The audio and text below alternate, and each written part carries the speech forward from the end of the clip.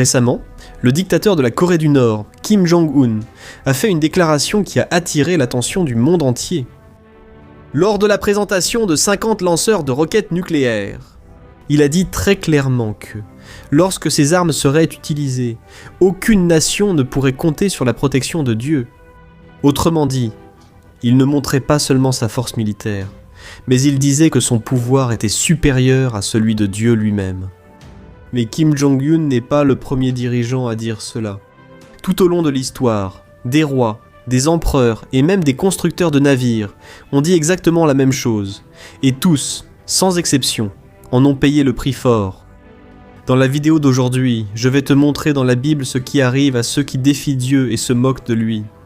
Et je vais t'expliquer pourquoi le dirigeant de la Corée du Nord vient de commettre l'erreur la plus dangereuse qu'un être humain puisse commettre. Mais avant cela, abonne-toi à ma chaîne, car je veux t'aider dans ta marche avec Dieu chaque jour. D'accord, alors allons-y.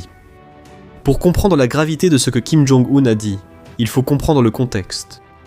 En février de cette année, la Corée du Nord a organisé une cérémonie militaire, avant le 9e congrès du Parti du Travail, qui est l'événement politique le plus important du pays, et qui a lieu une fois tous les 5 ans. Ils ont présenté des lanceurs de roquettes nucléaires, 600 mm, 2 fois plus grands que les systèmes d'artillerie normaux, selon le régime lui-même. Ces armes utilisent l'intelligence artificielle dans le système de visée, et elles sont aussi puissantes que des missiles balistiques. Kim Jong-un a affirmé qu'aucun autre pays au monde ne possède un système comme celui-ci. Et c'est à ce moment-là, devant des milliers de militaires et d'autorités, qu'il a déclaré : lorsque cette arme sera utilisée, aucune nation ne pourra espérer la protection de Dieu. Mais ce sentiment de se croire supérieur au Créateur est très ancien. Le premier récit se trouve dans le livre de l'Exode. La Bible raconte que, lorsque Moïse est allé voir le pharaon d'Égypte et lui a demandé de libérer le peuple d'Israël, le pharaon a donné une réponse qui est restée gravée à jamais. Voyons ce qui est écrit dans Exode 5, versets 1 et 2. Moïse et Aaron sont allés voir le pharaon et ont déclaré : ainsi parle le Seigneur, le Dieu d'Israël. Laisse partir mon peuple afin qu'il célèbre une fête en mon honneur dans le désert. Mais le pharaon répondit : qui est le Seigneur ? Pourquoi devrais-je lui obéir et laisser partir Israël ? Je ne connais pas le Seigneur et je ne laisserai pas partir Israël. Le pharaon avait confiance en son armée, en ses chevaux de guerre et en ses chars.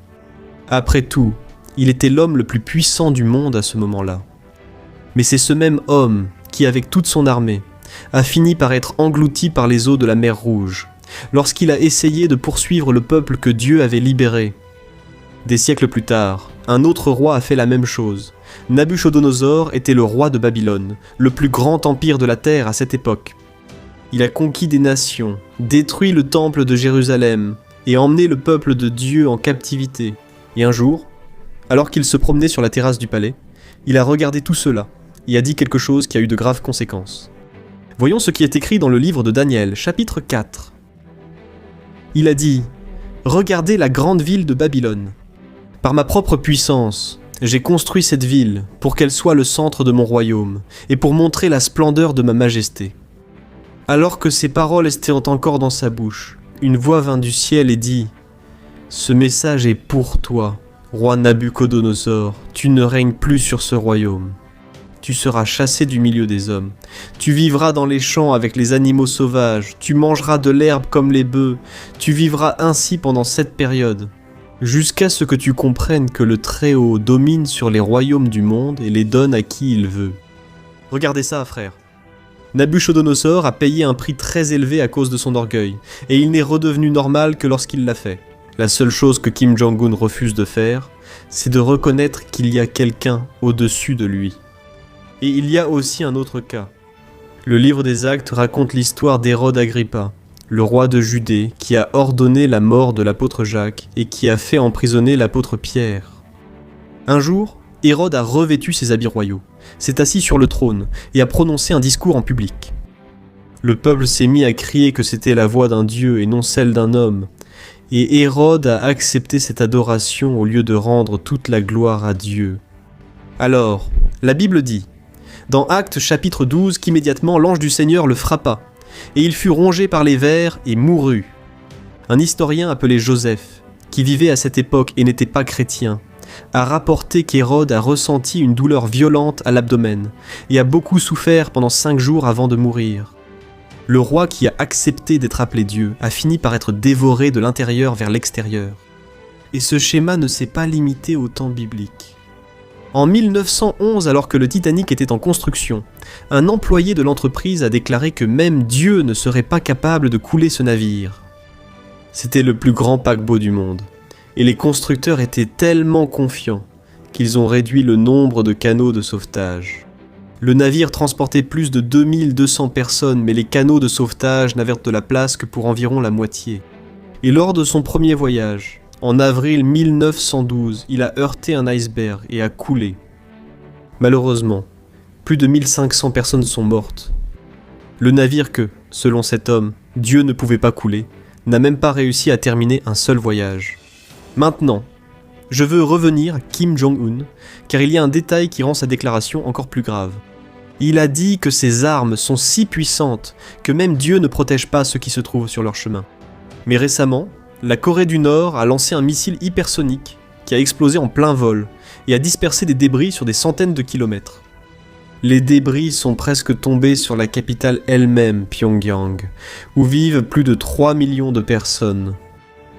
Et cela n'est pas arrivé qu'une seule fois. Lorsqu'ils ont affirmé avoir testé avec succès un missile à ogives multiples, la Corée du Sud s'est exprimée publiquement et a déclaré que c'était un mensonge, car à chaque fois, le test avait échoué. Autrement dit, les armes qu'il dit être supérieures à Dieu n'arrivent même pas à atteindre leur destination sans exploser en chemin. Et ce n'est pas tout. Kim Jong-un a envoyé environ 14 000 soldats pour combattre dans la guerre de la Russie contre l'Ukraine. Beaucoup de ces soldats sont morts, et, au début, les corps étaient incinérés, cachés en Russie, parce que le régime ne voulait pas que personne ne meure. Ce n'est qu'ensuite que le dictateur a changé d'attitude et a commencé à traiter ses soldats comme des héros en public. Il dit que Dieu ne peut pas protéger ses ennemis, mais il n'arrive même pas à protéger ses propres soldats, qu'il envoie à l'autre bout du monde. Et la Bible montre exactement ce que Dieu pense lorsqu'un homme se dresse de cette manière. Voyons ce qui est écrit dans le psaume 2, versets 1 à 4. Pourquoi les nations s'agitent-elles autant ? Pourquoi perdent-elles leur temps avec des plans inutiles ? Les rois de la terre se préparent pour la bataille. Les dirigeants conspirent ensemble contre le Seigneur et contre son oint.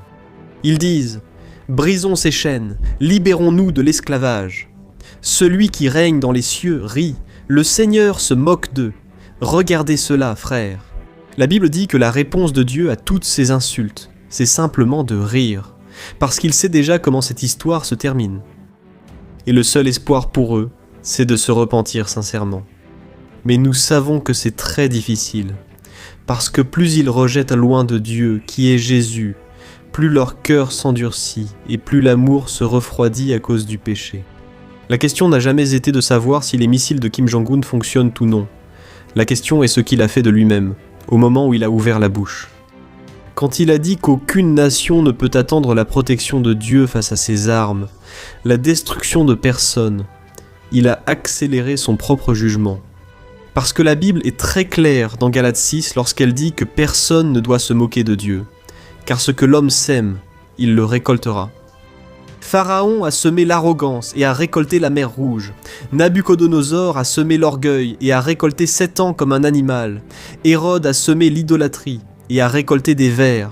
Le Titanic a semé la présomption et a récolté le fond de l'océan.